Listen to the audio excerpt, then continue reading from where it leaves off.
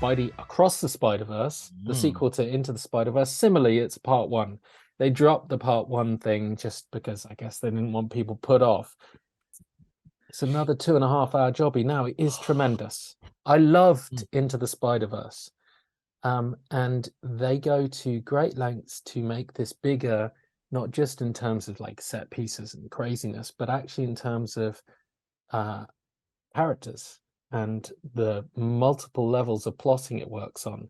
I mean, it's a movie that entertains your kids, but also has arguments about free will versus determinism within it. It's a movie that traverses like the multiverse in a way that should make Marvel, like the Marvel Cinematic Universe, properly embarrassed.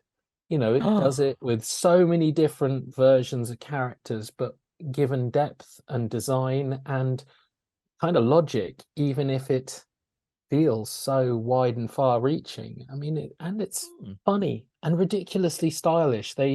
Last time they touched upon it by giving like Nicolas Cage's Spider-Man Noir a black and white thing, but this time they actually go to the universes of some of these characters, and their universes are toned in the same way.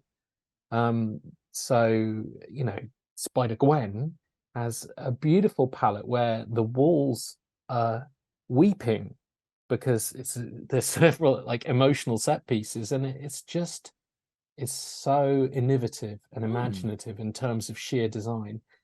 Story's great. I'm gonna say I couldn't give it as high a mark as Into the Spider-Verse because I just don't know whether they stick the landing. It's got so much up in the air, like Fast X. It's not just that this is a part one, it's that both of those installments for me didn't know how to end a cliffhanger without just putting a pause. And there's a difference between having like a part one. I'm gonna cite, for example, going to the Wild West at the end of like Back to the Future 2, knowing full well that 6 months later you would have a Wild West Back to the Future 3. I mean, there is a way of making connected chapters that don't feel like everything is completely up in the air. You know, that give a little taste of what's to come and do give peril to certainly the lead character, but don't need to have 100 strands just hit pause, because then it just feels like you're literally waiting to finish a movie you're halfway through, but you're waiting a year. So it's some hesitation where we go with that, but one of the best things you can see at the cinema right now, and so imaginative.